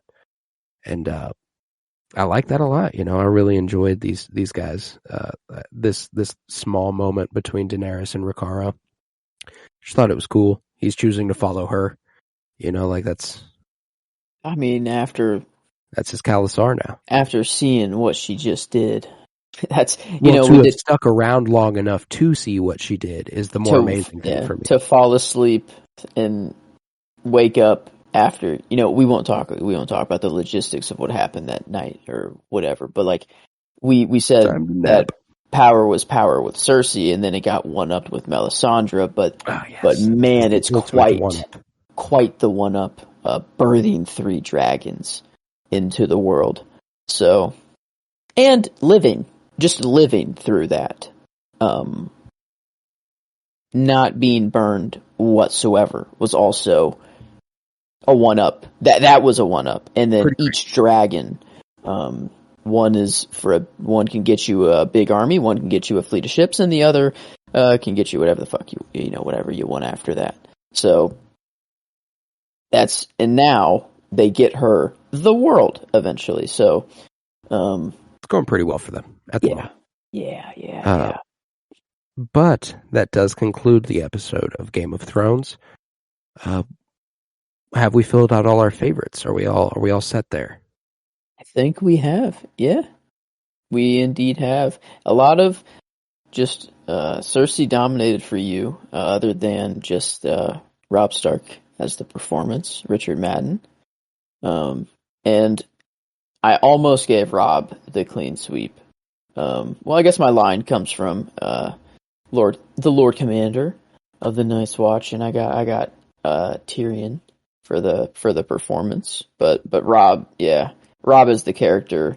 He almost got performance as well, but then his terms was my Yeah, seed. Richard Madden just really stepped it the fuck up. Yeah. And Peter Dinklage maintained as Tyrion. He's already been so strong, and he just continues to be strong. Ooh. But let's throw a rating at this bad boy. Our second season premiere. Ooh. And I'd argue better than the first. Oh yeah.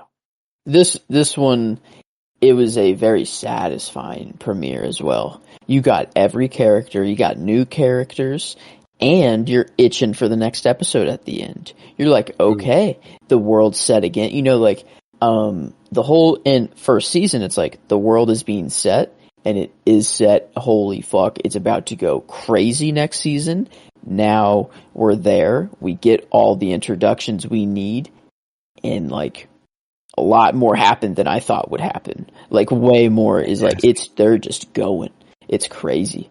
The pace of the show, to have it be over the span, you know, like it's not fast paced in terms of how long of like time is passing, because like House of Dragon blows that out of the water. You cover so much more literal time in House of the Dragon, but like the pace of just how the events that are happening, it's just like it's so fast, but then you'll have a moment where it's two people sitting down just talking for 5 minutes straight.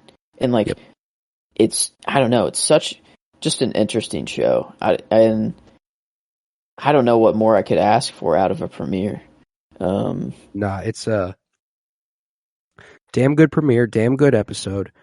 I do think it's far from perfect, but I don't think I'm at a 10. I'm not at a 10 because I mean, I think I'm at a 9. Yeah. 9 out of 10 enjoyment. Very, I like very that. solid episode. I really loved it. I really enjoyed it, but I know we have better episodes even in this season.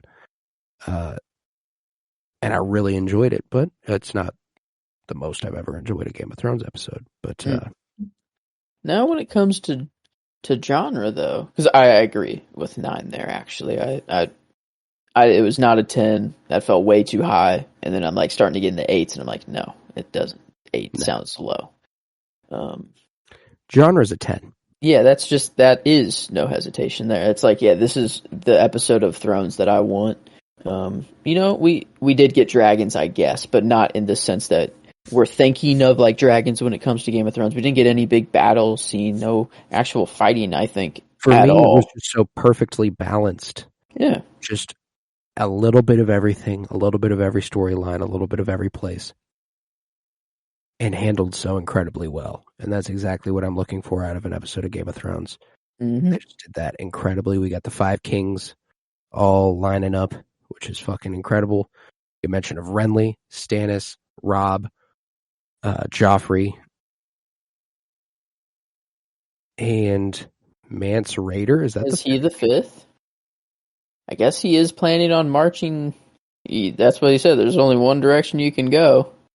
Is that number 5? I guess that's the only other army that's being Tywin. It wouldn't be Tywin. No, I think that's it. Yeah, that's Stannis, sick. Joffrey. It's like the Renly, 5 Robb. like families. It's like a mob. It's like basically like the mob, but just all over Westeros. Yeah. With actual armies. I guess it's just like not the mob. It's just like actual war. Is actually a better. Yeah, just it's actual war. Literal war. But that lends itself to being a very good critical episode as well, but not again. Not 10. This isn't a perfect episode. Yeah. In fact, I do find myself again at around a 9. I think that's fair because 8 it does sound a little low. Like, which was very beautifully shot. A lot of, let's see, I guess like the desert, Daenerys. That's a new location there. Do we get any other new were more north of the Crafter's wall, Keep, yeah. which was cool. I don't know. It was just they still are in their style of Game of Thrones. They didn't lose it, coming into this season. It felt Game of Thrones. The acting is always spot on. You never complain about that. Never. Yeah, I think there it is. Which, I don't have the average in here. Wow, I'm I getting believe lazy. that'll bring it to a 9.33. It is, yes. So that ties it with episodes 5 and 7 of last season. Interestingly enough, The Wolf and the Lion, or You Win or You Die. Very good episodes. Very good episodes, and this belongs up there. The North remembers, man. It's a kick-ass episode of Game of Thrones. But with that, at a 93%, I think we will conclude this episode of Winter is Blooming. There we go. And we'll continue season 2 next week. I can't fucking wait. But with that, if you would, head to patreon.com/pennybloompotter, where you'll find over 50 hours of exclusive content, including this week, the pull lists of comic books for the last 3 weeks, doing a little catch up. And I'm going to be all caught up this week. So go ahead and check that out for $3 a month. You can help out the pod like crazy at patreon.com/pennybloompod. Greatly appreciated. All sorts of exclusive content. This Wednesday, we continue our coverage of The Bad Batch on Rebellion's Bloom for episode 3 this week. We continue our comic book journey through film this Friday with Superman 1978, which I'm very excited for you all to hear. Cannot wait for you all to hear that. Very excited for you guys to keep joining us. Last Friday was Batman 66. We're working our way chronologically through every major release from Marvel and DC. So can't wait for you all to hear that. So keep coming back for Winter is Blooming. It's very, very popular on our show right now. The most popular every week it comes out right now, which is crazy and a testament to the show. The fact that our rewatch podcast is more popular than our movie coverage or our current show coverage, which is just super cool. If you would, head to Twitter, follow at Penny Bloom Pod, follow on Instagram at Penny Bloom Podcast. I was Colton Robertson, and I was joined by Joseph George. Thank you very much, homie. Oh, thank you for having me. Always a pleasure to be here. Oh, and it is always a pleasure to have you. Remember, peace, love, and bloom. And power is power.